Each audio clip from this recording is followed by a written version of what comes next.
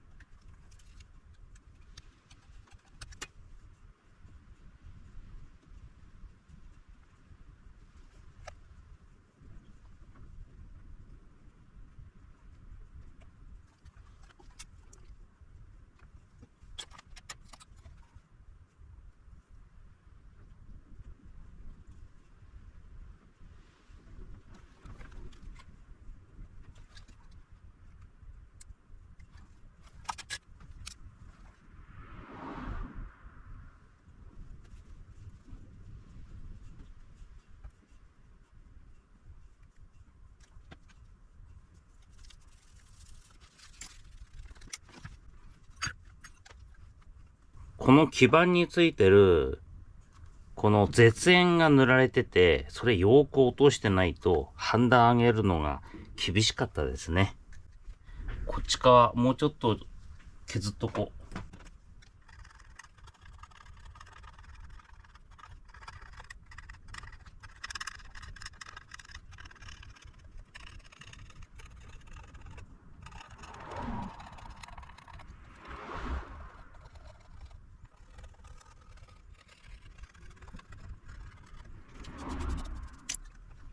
これなら大丈夫かもしれん。あとはこちらの FET 到着してからになります。やはり部品待ちやってるとなかなか先へ進みません。今回は以上です。でもさ、高橋ファイルちょっと違う。高橋ファイル光ってる。高橋ファイルいい汗かいてる。高橋ファイル男だぜイエイ